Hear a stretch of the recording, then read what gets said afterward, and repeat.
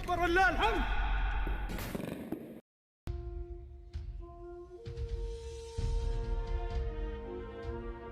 الحمد لله الواحد الأحد الفرد الصمد الذي لم يلد ولم يولد ولم يكن له كفوا أحد.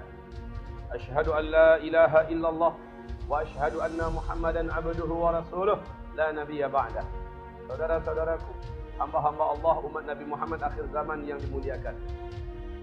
Di dalam hadis Sahih Bukhari dan Muslim, Nabi menyebutkan ada dua kelompok umatnya nanti di akhir zaman yang akan masuk surga tanpa hisab. Siapa mereka? Satu kelompok mereka yang terus berjuang dan bahkan berperang di negeri Syam sampai turun Nabi Isa alaihissalam. Syam adalah Syria, Palestina, Lebanon, Yordania. Siapapun yang hari ini di sana berjuang membela kebenaran, membela agama dengan nyawa dan hartanya, maka jika ada di antara mereka yang meninggal dunia karena perjuangan itu, mereka adalah syuhada yang akan masuk surga tanpa hisab. Ini kelompok manusia-manusia beriman sebelah barat. Saudaraku, adalah nanti mereka muncul di akhir zaman. Mereka berpegang erat dengan ajaranku. Mereka mengamalkannya, mereka mendakwahkannya, mereka memperjuangkannya. Berat ujian mereka, tapi mereka sabar dan istiqomah pada saat itu. Yang dimaksud Nabi adalah zaman kita ini. Kalau dulu ada sahabat, Nabi bersama mereka. Apa-apa mereka melihat Nabi, apa-apa mereka bertanya pada Nabi, apa-apa mereka langsung curhat pada Nabi. Dan sekarang kita mau curhat kepada siapa? Kita merasakan, ya Allah, beratnya menjadi seorang muslim yang benar pada hari ini.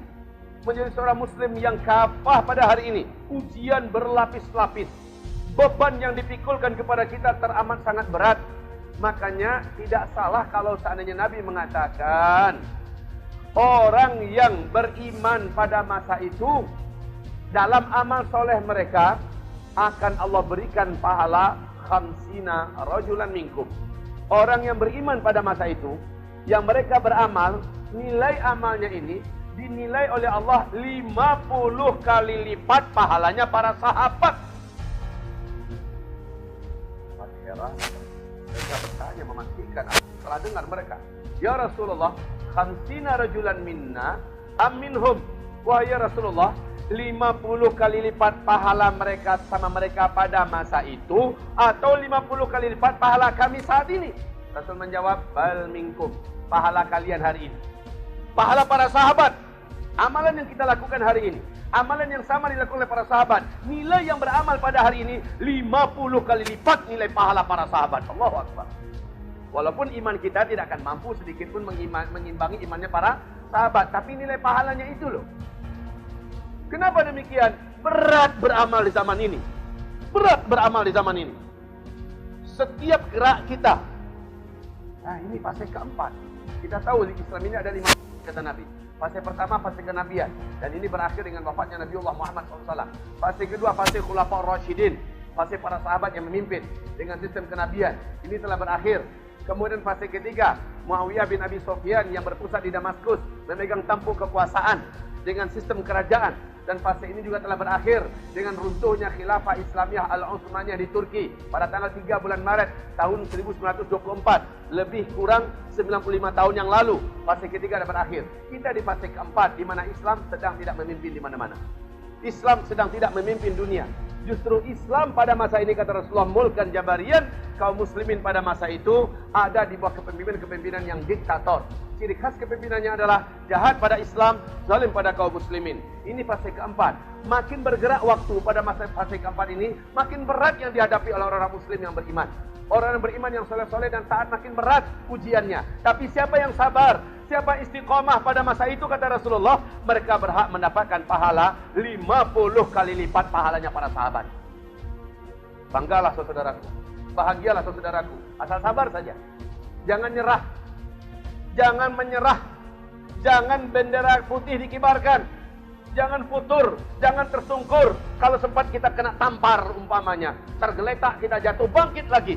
Kata Rasulullah, pada masa itu mereka diselimuti oleh fitnah duhaimah. Fitnah duhaimah ini, kata Rasulullah, Tidak ada satupun orang beriman yang hidup pada masa itu melainkan terkena oleh tamparan fitnah duhaimah. Ma wada'a hadhil ummah illa latamathu latmah. Tidak ada satupun umatku yang beriman pada masa itu melainkan akan ditampar oleh fitnah duhaimah ini dengan tamparan yang keras. Tidak ada satupun yang tidak kena. Kena semuanya. Asal dia orang yang beriman ya. Orang yang beriman, orang yang soleh, orang yang taat. Dia akan kena tamparan ini. Di antara mereka ada yang imannya tanggung-tanggung. Maka dia kena tampar, gak bangkit-bangkit lagi. Dia langsung tiarap atau dia malah bergabung dengan pihak yang menamparnya. Ada yang kena tampar. Kemudian dia langsung memohon-mohon menghilangkan jati dirinya. Dan langsung tanpa malu-malu dia berada di barisan orang yang menamparnya.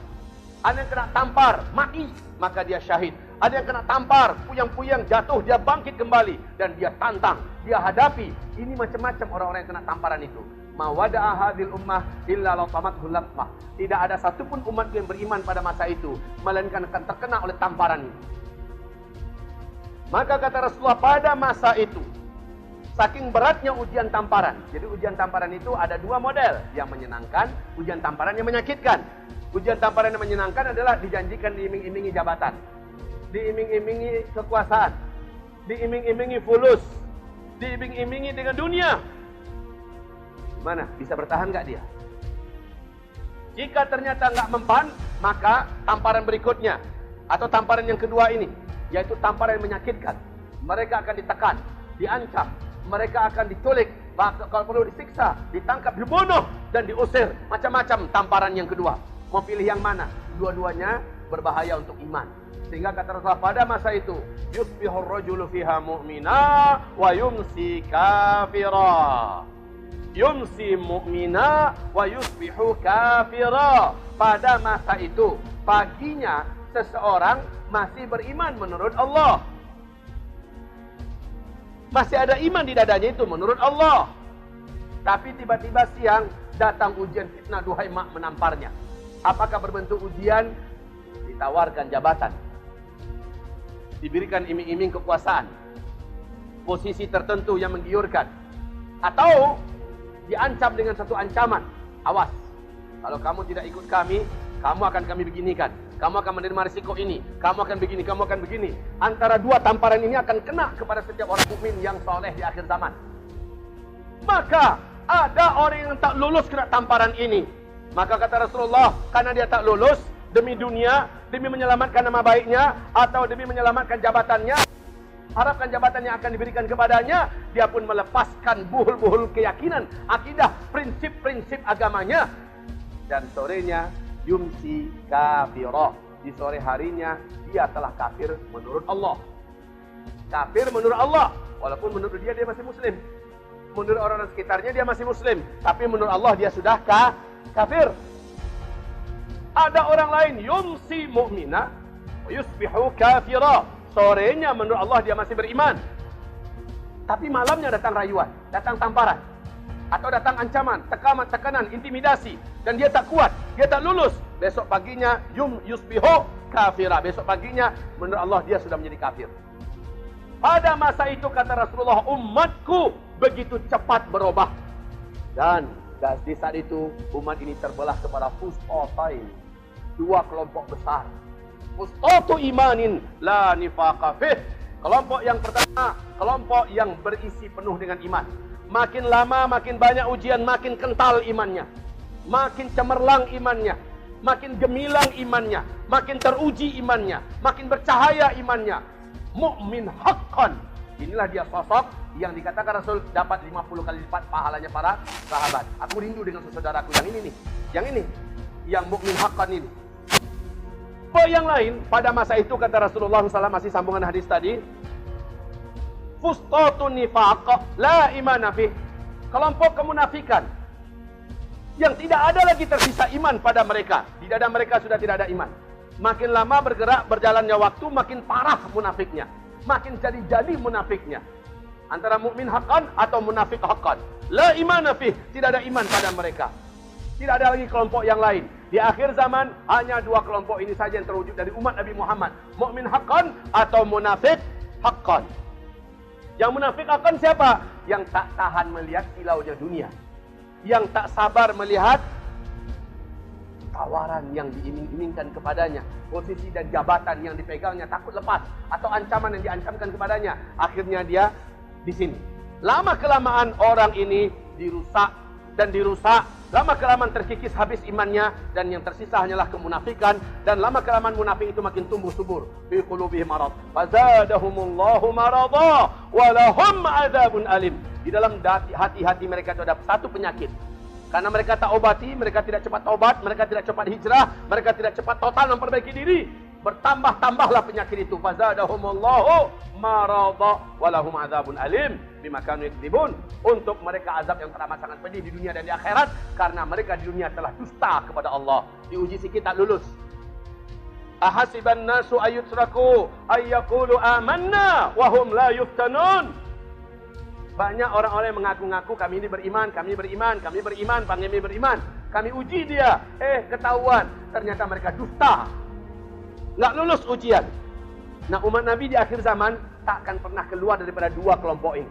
Ima dia di sini atau ima dia di sini. Yang di sinilah yang dirindukan Rasul tadi, yaitu saudara-saudara yang aku rindukan, yang sabar, istiqomah, tidak bergeming walaupun diancam, tidak berpengaruh dia walaupun diiming-imingi. Dia tetap tegar dengan prinsipnya, dan dia tetap membela Islamnya, dia tetap mengamalkan Islamnya, dan dia tampil sebagai Muslim kafir walaupun dia harus kehilangan pekerjaan. Bahkan kehilangan nyawa pun dia rela, dia siap. Ini mukmin haqqan. Saudara, kata Rasulullah yang dimaksud Nabi.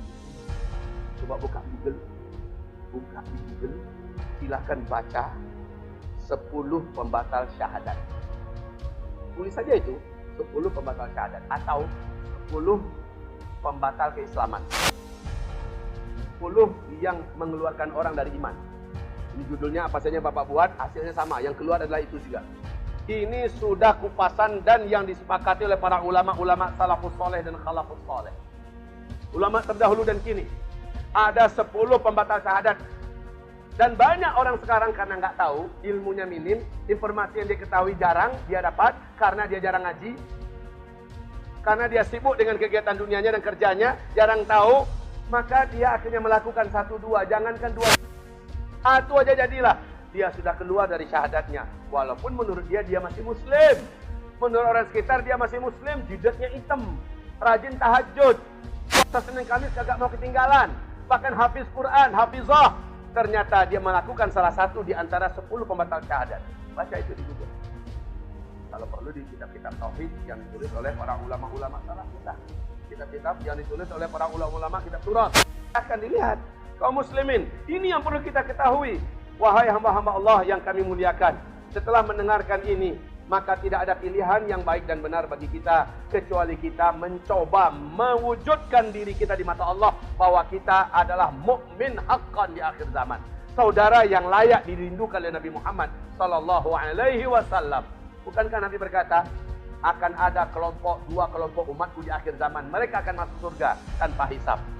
Akan ada 2 kelompok umatku di akhir zaman, mereka bisa masuk surga tanpa hisab. Siapa mereka? Dalam khutbah kedua nanti insyaallah.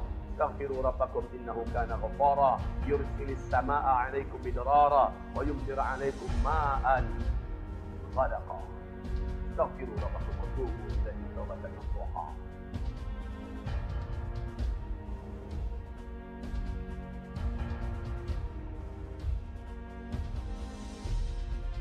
Alhamdulillahil wahidil ahad al-fardis samad alladzi lam yalid wa lam yulad ولم يكن له كفوا أحد أشهد أن لا إله إلا الله وأشهد أن محمدا عبده ورسوله لا نبي بعده. Saudara-saudaraku, hamba-hamba Allah umat Nabi Muhammad akhir zaman yang dimuliakan. Di dalam hadis Sahih Bukhari dan Muslim, Nabi menyebutkan ada 2 kelompok umatnya nanti di akhir zaman yang akan masuk surga tanpa hisab. Siapa mereka? Satu kelompok mereka yang terus berjuang dan bahkan berperang di negeri Syam sampai turun Nabi Isa alaihissalam. Syam adalah Syria, Palestina, Lebanon, Yordania. Siapapun yang hari ini di sana berjuang membela kebenaran, membela agama dengan nyawa dan hartanya, maka jika ada di antara mereka yang meninggal dunia karena perjuangan itu, mereka adalah syuhada yang akan masuk surga tanpa hisab. Ini kelompok manusia-manusia beriman sebelah barat. Sebelah timur kata Rasulullah SAW, mereka akan berperang memperjuangkan agama Allah Subhanahu wa taala ini sampai dengan darah dan nyawanya.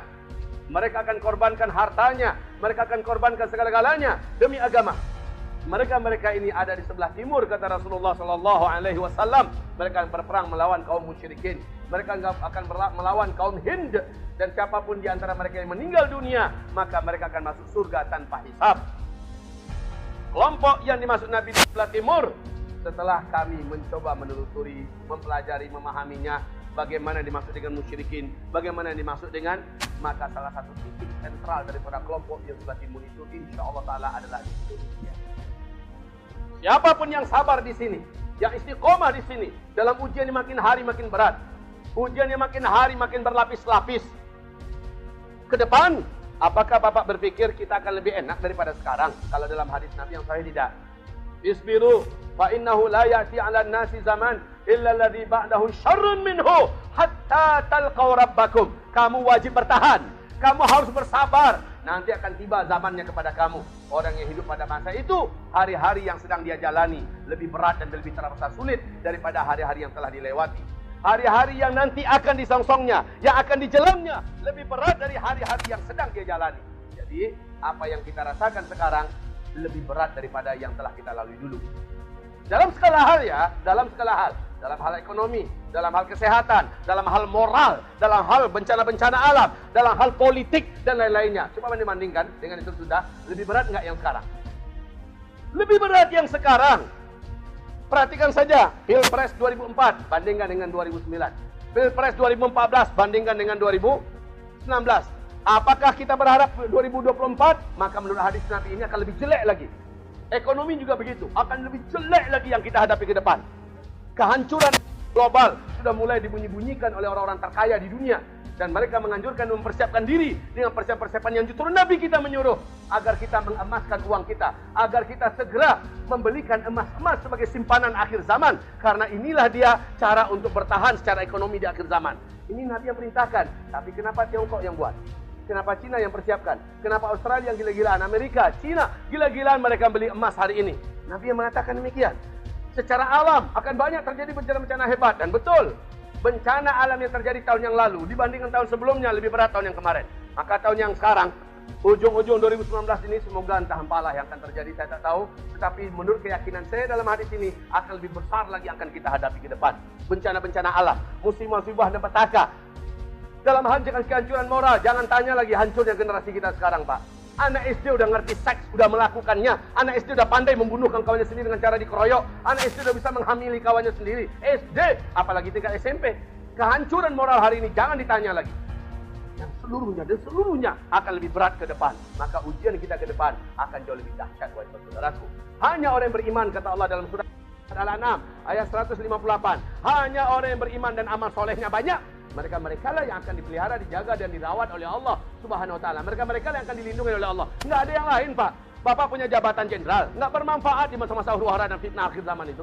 Di masa-masa bencana, petaka dan musibah besar itu enggak bermanfaat. Bapak presiden, Bapak gubernur, Bapak menteri, Bapak dirut, apalah namanya, enggak bermanfaat. Harta Bapak banyak, enggak bermanfaat. Semuanya tidak bermanfaat. Yang bermanfaat hanyalah iman dan amal yang soleh, amal-amal yang banyak. Ini yang bermanfaat. Makanya kata Nabi, di akhir zaman akan terjadi pembantaian besar-besaran umat Islam di negeri Syam. Pada masa itu kalian yang ada di muka bumi berlomba-lombalah memperbanyak amal soleh. Dan sudah terjadi. Sejak Maret 2011 pembantaian umat Islam besar-besaran terjadi di Suriah. Berlangsung sampai hari ini, ya, di Palestina. Makin lama makin parah kaum muslimin. Dan Nabi mengatakan, sejak itu kalian lihat, kalian yang ada di muka bumi saling berlomba-lomba memperbanyak amal soleh. Sebab apa? Kembali kita kepada anjuran. Maka itu yang selamat hanyalah orang beriman yang amal solehnya banyak. Yang tabungan amal solehnya banyak. Setelah mendengarkan kajian ini, yuk kita berubah dari laki-laki soleh biasa, laki-laki soleh luar biasa. Setelah mendengarkan khutbah ini, ayo kita berubah dari amalannya biasa-biasa kepada amalan yang luar biasa. Ayo kita tingkatkan sedekah kita, infak kita, baca Quran kita, zikir kita, istighfar kita, taubat nasuha kita, benar-benarlah hijrah kita. Sempurnakanlah karena waktu tak lama lagi. Allahumma taqabbal minna hadhihi.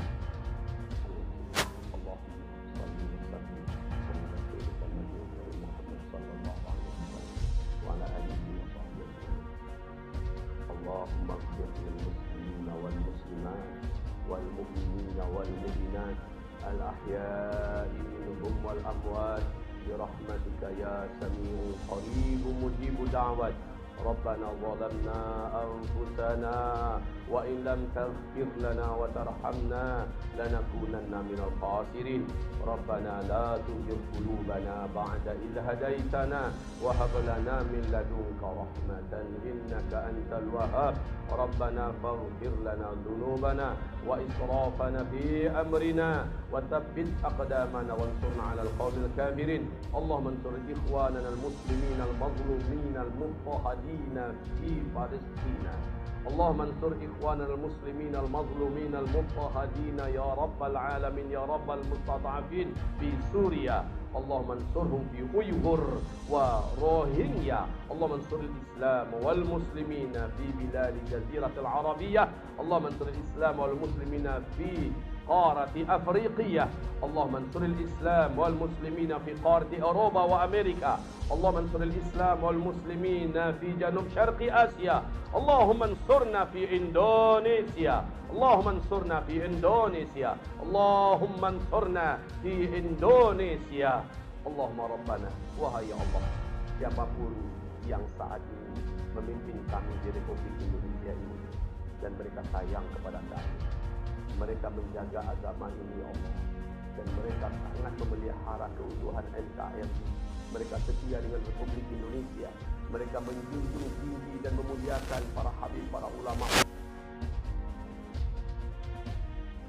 Mereka sayang kepada rakyat dan bangsa. Siapapun mereka yang sedang memimpin, sayangilah mereka dan keluarga mereka ya Allah.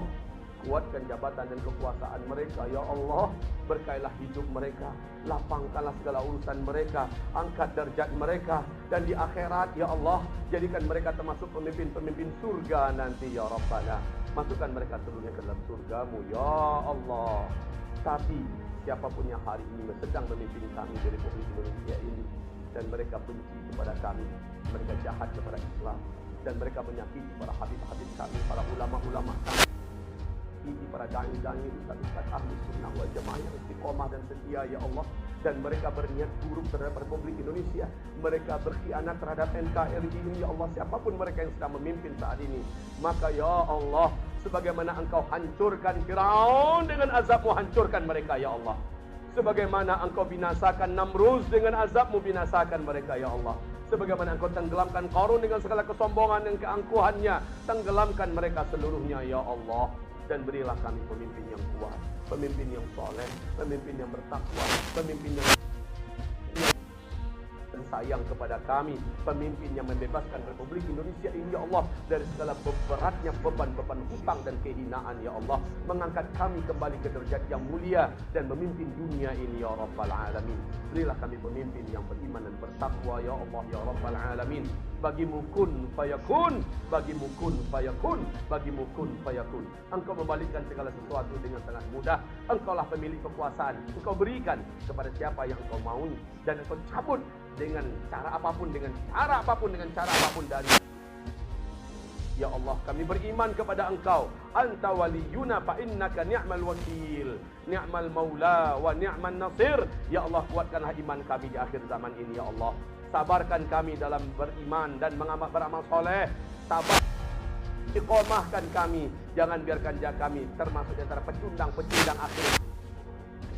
Sedikit saja kami dapat ujian, kami langsung mengalah, kami langsung menyerah, kami mundur, kami futur, dan kami mengendur. Lindungi kami ya Allah dari mental-mental pecundang ini ya Rabbal Alamin. Jadikan kami hamba-hambamu yang tegar, hamba-hambamu yang sabar, hamba-hambamu yang tabat, hamba-hambamu yang tabah, hamba-hambamu yang istiqomah, hamba-hambamu yang ikhlas, hamba-hambamu yang senantiasa ada di barisan para pejuang dengan para alim ulama kami ya Allah, dengan para warasatul anbiya, dengan para habib-habib, dengan para tokoh-tokoh nasional yang lurus, yang benar. Allahumma inna du'a ya Rabbana fi hadzal yaum في هذا يوم الجمعة المباركة ندعوك ونستغيث بك فأنت مجيب أجب جميع دعواتنا يا مجيب السائلين يا قاضي الحاجات يا رفيع الدرجات يا سميع الدعوات. ربنا آتنا في الدنيا حسنة وفي الآخرة حسنة وقنا عذاب النار.